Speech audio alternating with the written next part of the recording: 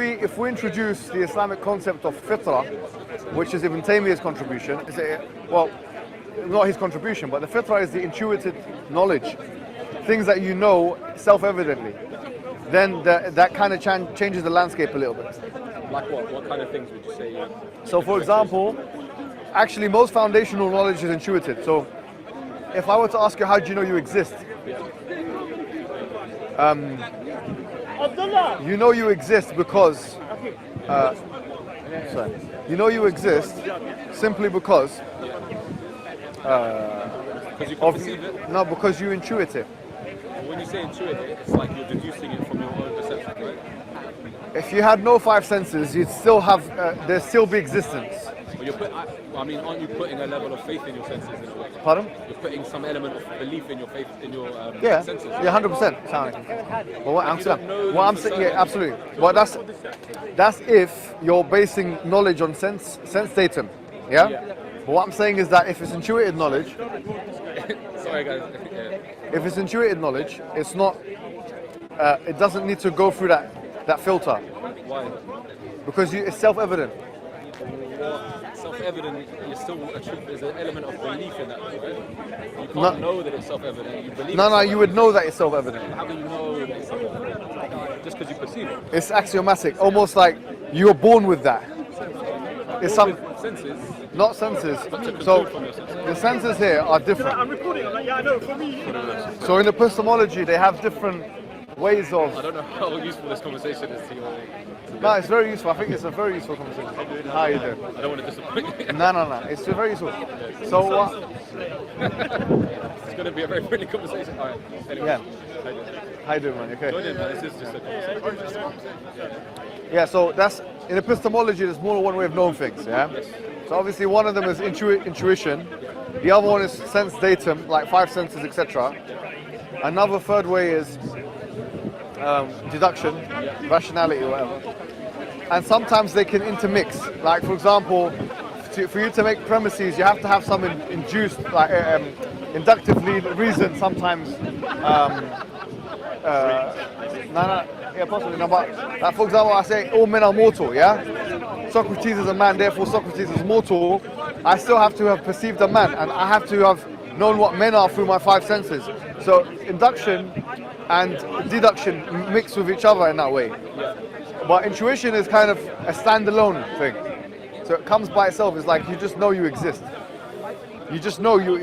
If I were to ask you how would you prove it logically, there would not necessarily be a method which you could use. So isn't it then a belief then, by definition? It's first-person experience. That's a form of belief, I think. You can. The thing is, you're trusting your senses.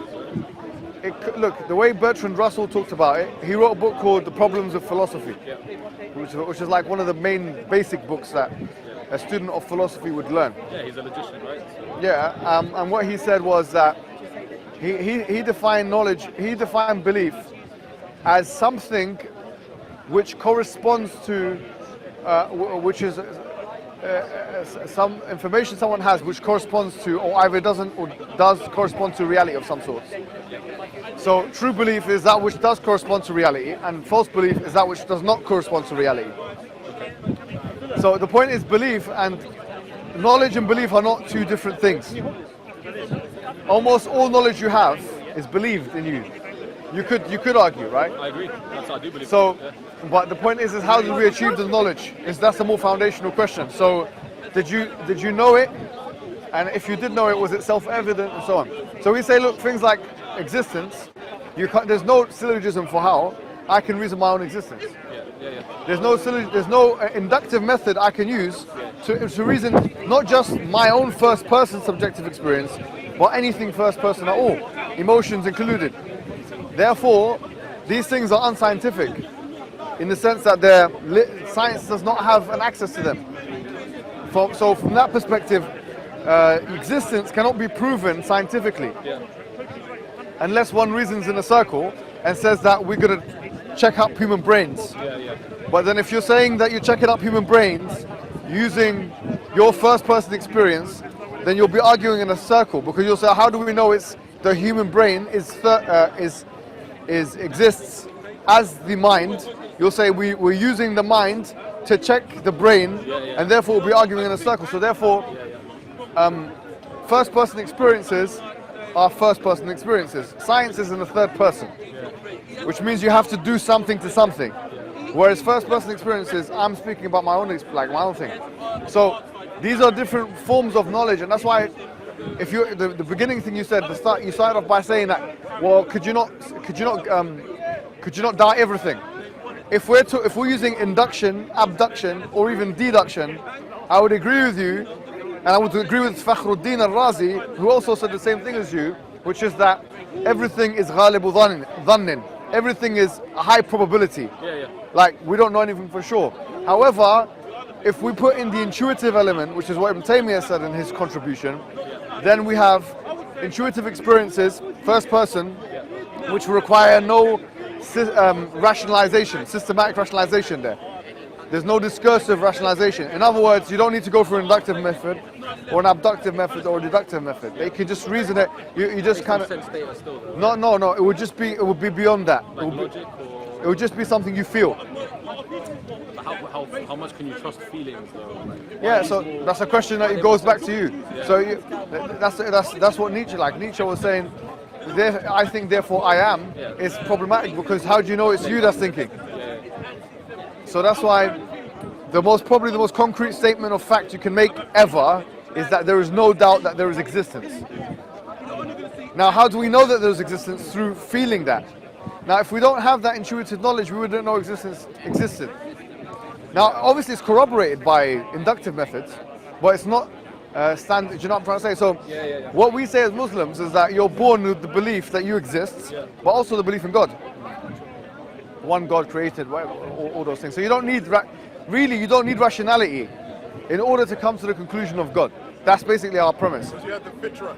You have the fitra, yeah. Because you're born with it, you're born with it. And you're not born believing in Jesus Christ as God, or the Trinity, or Guru Nanak as the Guru, or even Prophet Muhammad, frankly, as a prophet. But you're born with just this intrinsic kind of submission to a higher being. That's how we kind of conceive it. Isn't the only alternative to believing that God created reality is that I created reality? Isn't that the only alternative? There's many alternatives like that. Like I said before, I is a presupposition. Yeah. So that's what Nietzsche said. I is a presupposition. It's a possessive presupposition. Yeah. But the thing is about creation now is a question of, we haven't even reached that point yet, because creation requires more like rationalization, cause and effect, dependency, all those arguments that are made. But we're just still at the base rate of existence. Like, how do I know I'm here? I know because I feel it. That's actually a great answer. I feel that God exists is a legit expression of knowledge.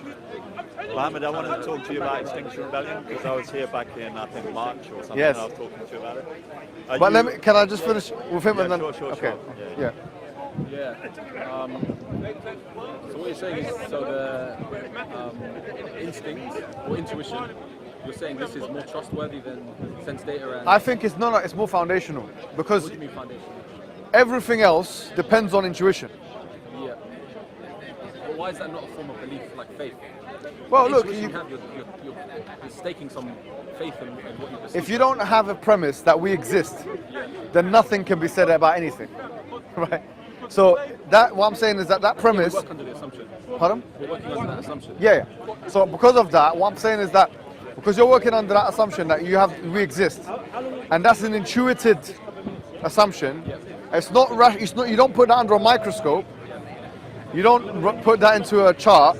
You don't deduce that. You feel that. You literally experience that. So because of that, it's the most foundational thing. Everything else depends on it. In fact. There's also how you define it as well, right? Because obviously there's some cultures define existence in a different way. So their intuition would say, yeah, we exist, but in a different format to the way that maybe we define our existence, right? You have pantheists and stuff like this. They have that intuition, but their concept of existence is completely different. Right? Well, there is something. Something. There is something. Yeah. I don't think you can get more foundational than that. Nothing. Only nothing doesn't exist. There is an absence of nothingness. Yeah. you see the point? Yeah. There is an absence of nothingness. If we don't start with the assumption that there's an absence of nothingness, then we can't go anywhere. Yeah. And now the question is, why is there something rather than nothing? And that's a very, like, if you don't answer that, if you don't ask that question to yourself in this life, it's like you haven't asked yourself anything. I agree. It's like, why is there something rather than nothing? Why is it not just? Why is there not a continuation of nothingness? And to exist in a state of agnosticism on that topic, It's impossible. Because even having agnosticism, saying I don't know, is saying I. By the way, saying this is your I'll just hear out. saying I'll listen in the beginning. agnostics will say I don't know. Why is it right? Agnostics say I don't know. Being in a state of But when you say I don't know, you're making a statement of knowledge. yeah, but this is skepticism. Yeah, you're saying I don't know. How do you know you don't know? Yeah. How do you know you don't know? Well, It's a okay. statement. Yeah, right. Think about it this way. You Yeah, think you're that right. you think that you know something. I like this You one. might think that you don't know something, but you think so. You're not absolutely sure that you don't know something. As I usually say, the full certainty is not comparable we to just had that discussion. the wise man's doubt. But okay, doubt. When you say doubt, how do you define doubt? Doubt is not being absolutely and utterly 100% Sure, about right? something. But you're somewhat sure.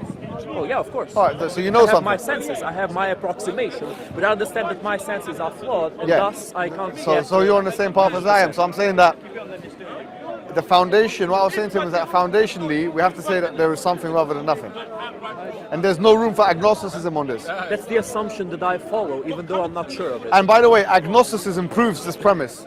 So if someone says, In look, which way? brother, I forgot your name. Ramsey. Ramsey, yeah.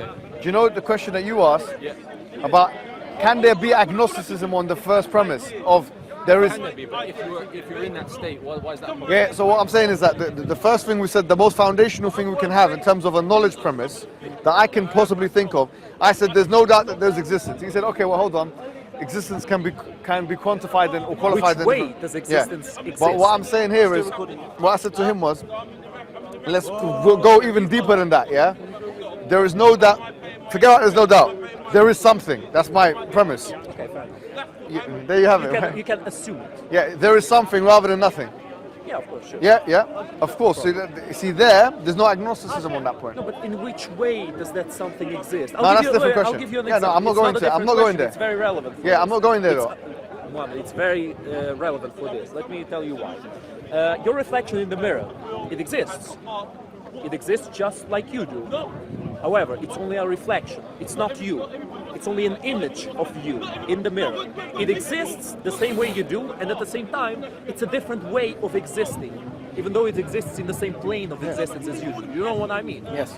To quantify existence and to qualify existence is where all the uncertainty comes, because something is. Something is. Yeah, so that's for no sure. problem. But What is? something is. That's Sure. I like the way you put that. Something is, yeah, rather than nothing is. Sure. So we can actually falsify the statement that nothing is. Well, okay, then we come again to the example of the mirror image. The mirror image exists, but it's not you. It's Yeah, not no, a but thinking what's your being. name again, bro? Sorry. Pavlov. Pavlov. All right. So basically, what I was saying was that look. So there are some things we can falsify. Of course, always. Right, You no, can but always falsify. no, like because you were saying that there's something. Like, this was the discussion before you came along. The discussion before you came along is how do you know something is 100%? Is not everything susceptible to some kind of casting of aspersion? And we said that yes, but there's one thing which you cannot cast any philosophical aspersion of, and if you do, you'd be shooting yourself in the foot, which is this premise that something is. Something is, sure. Right? can agree on that. Because if you say I'm agnostic to the fact that something is, your agnosticism is evidence that something is, which is your agnosticism. But again, it's Right. assumptions, though, isn't it? But you see the point here? So it's I that, don't think you're working against the Gnosticism. yeah. So if we start with something is, that premise that something is is something which is so foundational that it's almost unfalsifiable. In fact, the opposite of it, which is nothing, is totally falsifiable. Which is why a lot of the skeptics don't talk at all. Absolutely. They say nothing. Yeah. They can't make any Brilliant. assumption, you know? Exactly. So here, that's the thing. If we say something is, now the question would be why, or how, or what? The nature of it. Yeah. Ooh, but those are very, very Or who complicated even? questions. Yeah. You see, and that's when we come to the conclusion that okay, we can't really come to conclusions right away, but we can ask the question, and this is what I believe is the first question we should be all asking. If we can falsify that nothing does not exist, or nothing is not a correct statement in its entire sense of the word, then the question is, why is there something rather than nothing? Yeah. Well, that's my question. Because without something, nothing doesn't exist. Say again? Without something, nothingness doesn't exist. Say that again? Why, though? Yeah, why? Okay. I usually give this example. Imagine a blank piece of paper, and you make a drawing on it. With Example, man.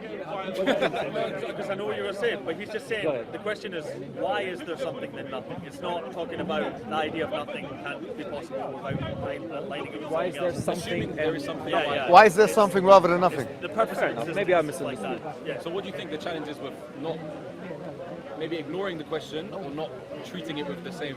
No. Here's what I think. That look. Why is there something rather than nothing? Why is that so important? Yeah, that's because that's the foundational thing.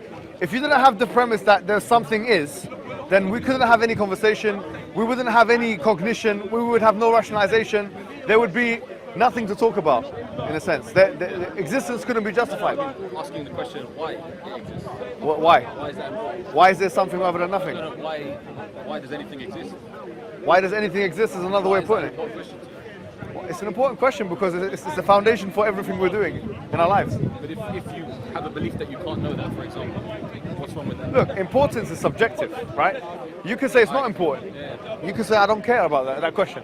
Well, I can say it is important. Existentialists will say that it's a secondary thing. It's not. I see your point, but what I'm saying is that it's all like subjective. In a sense, you can make a point that it's not important. But this is where it becomes a bit of a theological discussion, or let's say philosophical discussion. Why is there something rather than nothing? My point would be this, is that atheism offers no answers to that question. You know, I'm glad that Will interrupted me because I think he was right about what he said. I wasn't really answering to the question. I thought of a different example. This is going to be a little experiment I'm going to do here. Let me ask you guys, does a pink flying elephant exist? What, in your mind or something? Now it exists because you imagined it. Okay. But the existence of the pink flying animal in your mind is obviously not the same quantification and qualification of existence as a real, tangible, physical world pink flying elephant. Okay. It still exists in here, in your imagination, but it's not the same. It's perceived in a different way. Exactly. I think that's the focus you need to take.